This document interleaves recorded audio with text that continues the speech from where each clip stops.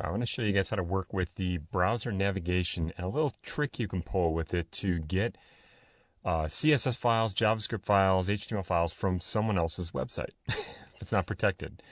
Now, this is the same thing as us going out, you guys, to a browser and opening up a browser window and just, copying down the link and getting the file. So it's nothing illegal, but it's a cool little helpful thing. So I'm just going to go to Dreamweaver CS5, and this only works in CS5. I'll go to Create New HTML, and I'll just get a blank document open. You should see the address bar right up here. Now, if you don't, you can right-click somewhere up here and choose Browser Navigation. That's that toolbar right there. Now, what we need to do is we need to go into Live View. So I'll click on Live View, and it's not going to look like anything, you guys, but we're going to pull this stuff down. So I'm going to go up to Address, and you guys can type in an address. Now usually you guys, you can try typing in just the www, but whatever. I'll grab my site, brainwithtips.com, press Enter or Return. You can grab just any site that's not protected for that matter. And what I mean by protected, you guys, is like behind a firewall, a company website, things like that. And what winds up happening is it opens it. It treats it just like a browser, you guys. It's actually literally copying a lot of this content down to your hard drive just so it can preview it. Now, if you look at the page out here, you'll see it's not exactly like it is on the web, you guys. This is the compiled version. Now, I know that this is built out of WordPress and stuff like that, and so you usually won't get a lot of PHP pages and stuff like that, at least the default PHP content. And if I come out here and try and click and start navigating this stuff, it won't work. Okay, now there's a little button right here called Live View Options, and if I click on that, I could tell it to follow the links and stuff like that. But here's what I just want to get to this. I want to be able to show you guys how to get these files. So if you look up here, you'll see that we have what are called the related files. Now, these are live, and what I want to do, you guys, I want to do this. I'm going to sort this list because it's driving me crazy. So I'll click on Filter Related Files in CS5, and all I want is CSS, let's say. So I'll turn off the rest of this stuff. So I don't want PHP, I don't want XML, and maybe I don't even want JavaScript. If you guys want JavaScript, keep that on. But I just want HTML and CSS. Now, I can see on the page here that we've got a lot of CSS styles over here, the actual attachments. Now, if you try and go in and grab these, you're not going to be able to, you guys. You got to be able to connect to the server and things like that. There's a couple of cool things we can do, though. If I'm in Live View here, if you click on Live Code, it's going to switch over to the code for the page, which is great. And if you click on, let's say, one of the CSS files, it'll show you all the styles. Now, this is just for one of the styles attached to the page. Now, you'll notice that it's a remote file and you can't edit it. It makes sense. It's not your site. It's good because it's securing it, blah, blah, blah. But what if I want these styles? Now, what's cool is I can just do this. I can just select them, copy, and paste them. But there's an easier way to do this. If I put my cursor over here in the styles.css, and I come to File, and let's say I want to save it. I'll choose Save As.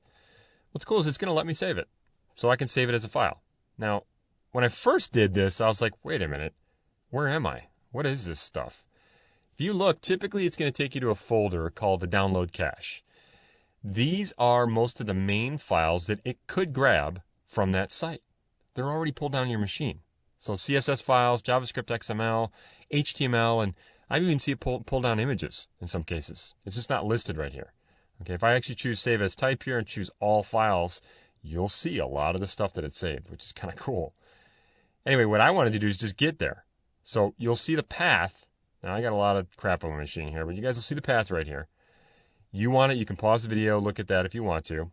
I've already got it open for the most part. Let me go to the folder here. And I got to make sure. Now, if you guys are on Mac, I'm on Windows. If you're on Mac, it's going to be a totally different place. Okay, usually like library, all this sorts of stuff. On Windows, you're going to have to go into your user folder, and it's usually a hidden folder called App Data. Now, if you don't have that showing, if you guys go to your user folder, you can go to, I'm on Windows 7. I apologize for earlier versions. But if I go to Folder and Search Options and Organize, or I believe it's like under Tools or Folder Options or something like that, and you go to View, you can say Show Hidden Files, Folders, and Drives. You just got to find this on XP or whatever you guys are on. Okay? I'll cancel. If I go into App Data, I'm going to go to Roaming. Once again, this is Windows only, you guys. On Mac, just follow the path that you see when you click on the Save As here and see the path. Just follow the path. Okay? So I'll go into App Data, Roaming, Adobe, Scroll down here. I got a lot of stuff on here. Dreamweaver CS5, English, configuration. This is where I always forget. Configuration, temp, download cache. So let me get back there.